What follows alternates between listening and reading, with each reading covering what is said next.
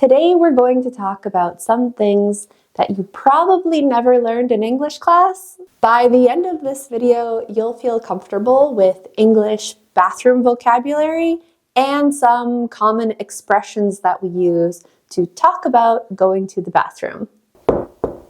Anyone in there? Okay, so hold your nose and let's get started.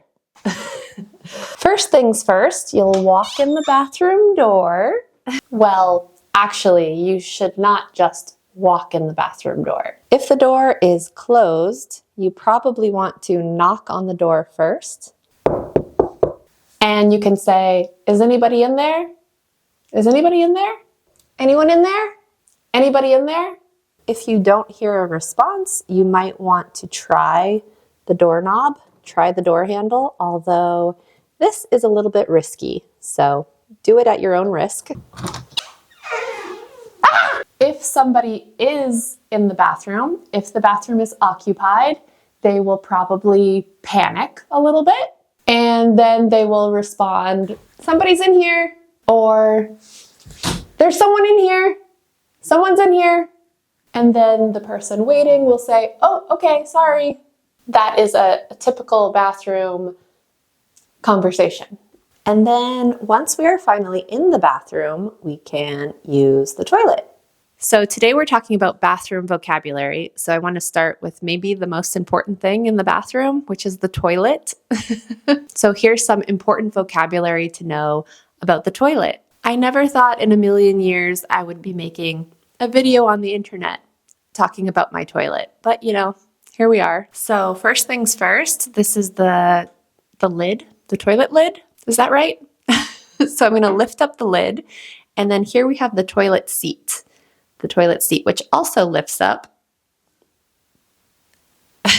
It's a common joke in popular culture that men are always leaving the toilet seat up, because when men go to the bathroom, they generally lift up the toilet seat and then they forget to put it back down.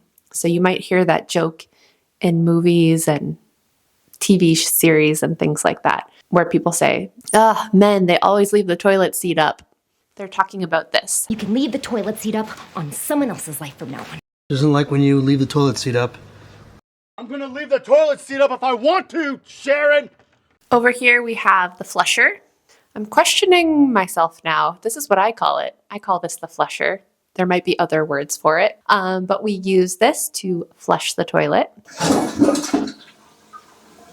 And now I have to wait for that sound to stop.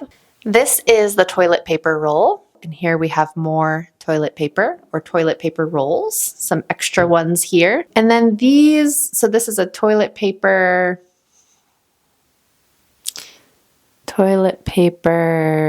dispenser. Oh, I have to look this up. And then I'll just describe a couple of actions that are necessary to know as well. Some important verbs. Grab the toilet paper, pull it, and rip it off. And then we use the toilet paper to wipe our bums. And then we throw the toilet paper into the toilet, and then we flush the toilet. And then we wash our hands. Very important. This is the trash can here.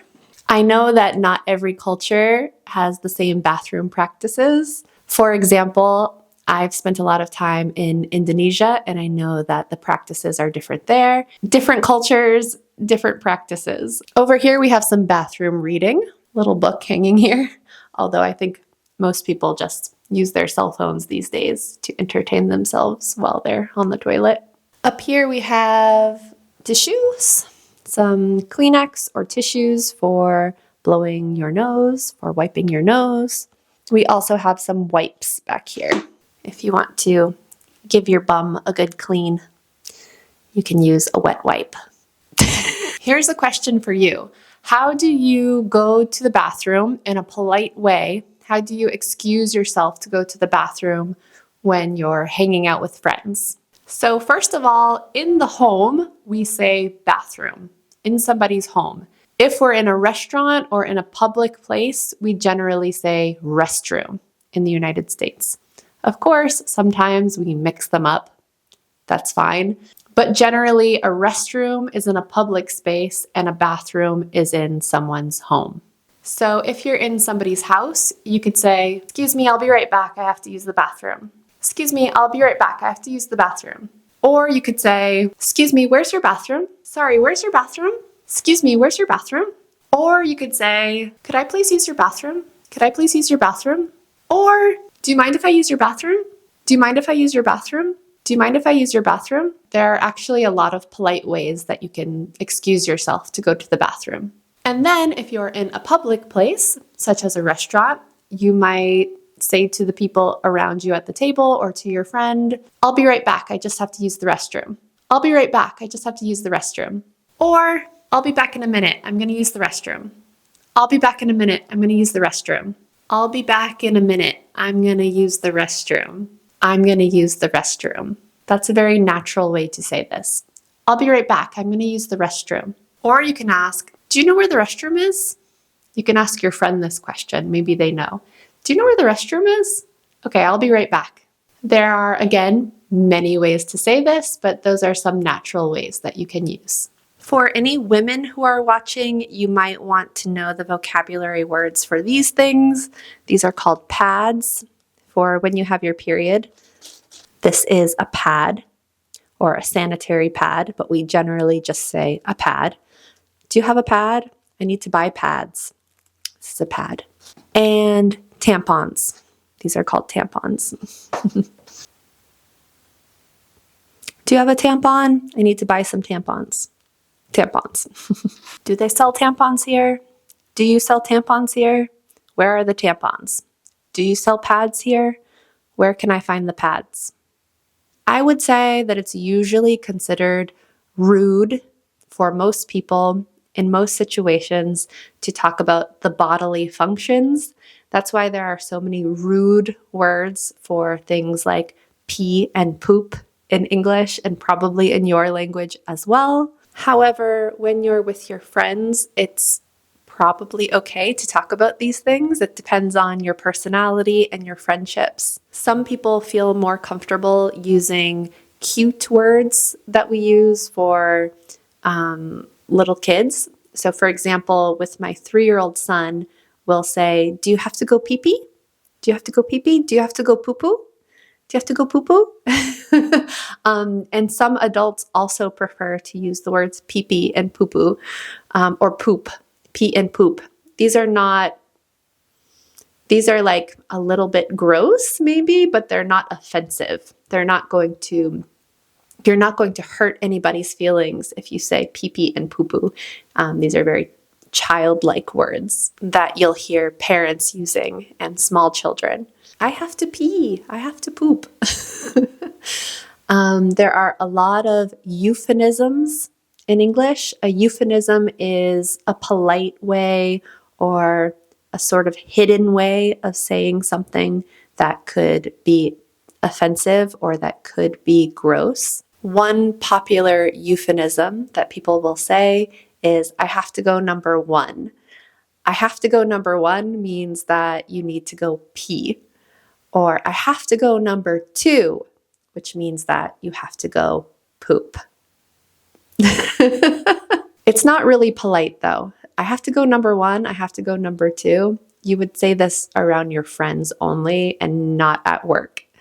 At work, you'll use the polite phrases. "Excuse me, I have to go to the restroom." "Excuse me, I'll be right back. I need to use the restroom." Don't say, "I have to go number 2 at work."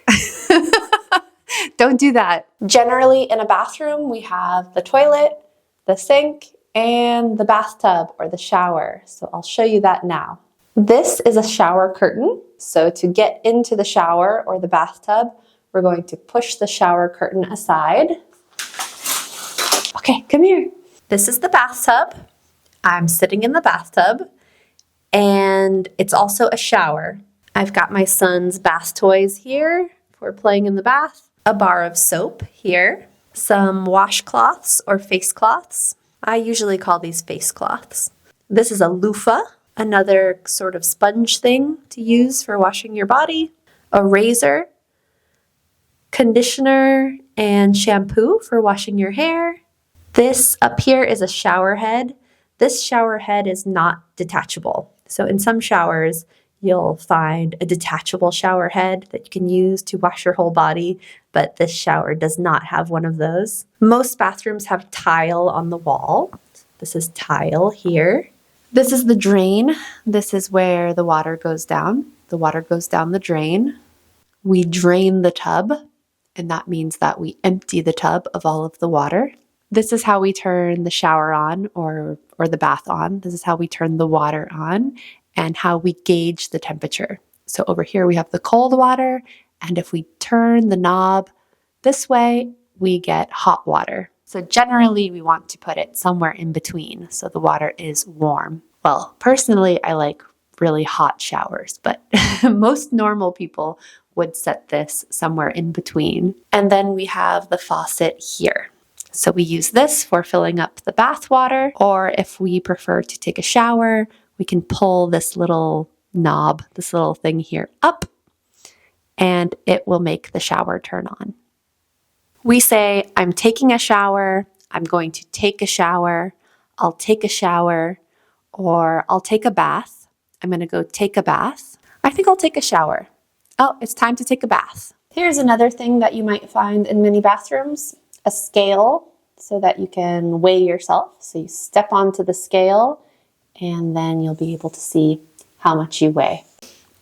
We also have the trash can here, the trash bin or the trash can, or simply the trash.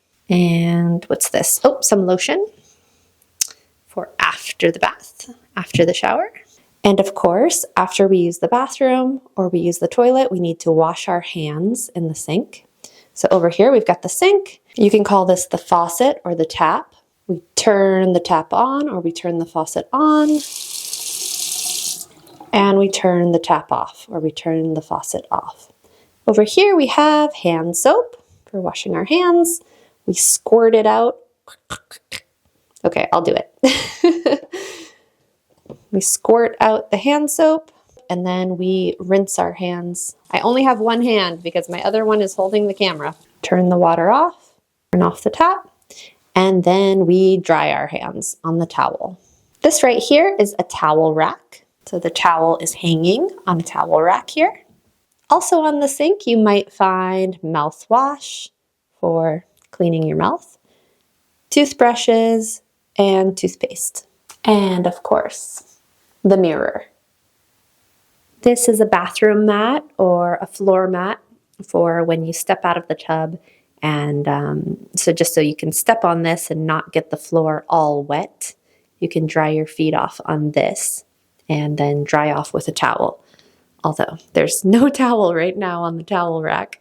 And this is a stool. This is for my son so that he can step up onto the stool and wash his hands by himself and have a little bit of independence. I guess there's a couple more things here. These are tweezers for tweezing hair, for plucking hair. You can say tweezing or plucking. And these we call Q-tips. These are for cleaning your ears, cleaning the wax out of your ears. This is a really lovely video, isn't it? There is so much more natural at-home vocabulary to learn in English, so make sure you watch this video next to continue learning, and I will see you next time. Ah!